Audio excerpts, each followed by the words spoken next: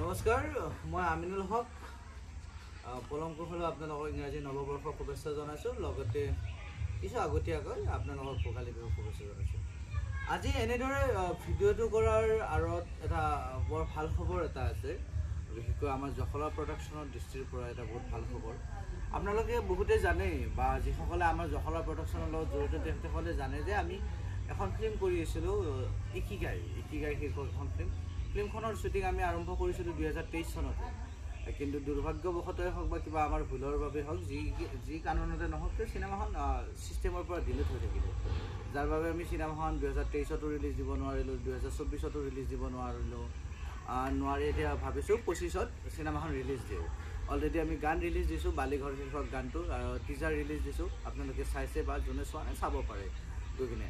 এটা মূল খবৰটো বা ভাল লগা খবৰটো হৈছে যে অহা 19 জানুৱাৰী 2025 তাৰিখে আমাৰ বাহেতা চাৰিআলিত অৱস্থিত পূব কামৰূপ মহাবিদ্যালয়ত আবেলি 4 বজাত আমাৰ যিখন ইকিগাই ফিল্মখনৰ আমি স্ক্ৰিনিঙৰ ব্যৱস্থা কৰিছোঁ। তাত 500খন চকীৰ ব্যৱস্থা কৰিছোঁ। মই আশা কৰোঁ বা আপোনালোকৰ কাটৰ মিনতি আপোনালোকে আহক, চিনেমাখন চাওক। আৰু মই আশা কৰি আমি যি 500 চকীৰ ব্যৱস্থা কৰিছোঁ সেই চকীবোৰ যেন এখনো খালী নাযায়। আৰু শেষত এনেকুৱা এটা পৰিস্থিতি হওক যাতে আমাৰ টীমটো, আমাৰ জখলা প্ৰডাকশ্যনৰ সদস্যসকল, মই নিজে যাতে চিনেমাখন থিয় হৈ চাব লাগে, তেনেকুৱা এটা পৰিস্থিতি হওক বুলি মই আশা কৰিছোঁ বা ঈশ্বৰৰ ওচৰত কামনা কৰিছোঁ। আপোনালোকে আহক, চিনেমাখন নিশ্চয় ভাল পাব। মেণ্টেল হেল্থৰ ওপৰত নিৰ্মিত এখন ব্যতিক্ৰমী ধৰণৰ চিনেমা।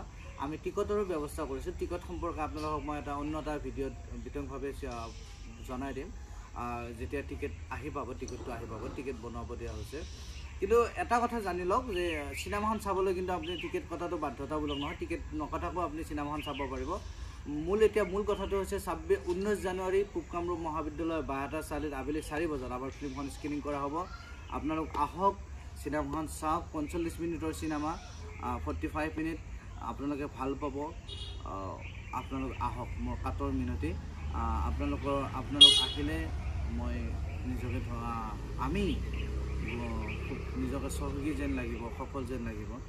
এইখিনিয়ে আজি।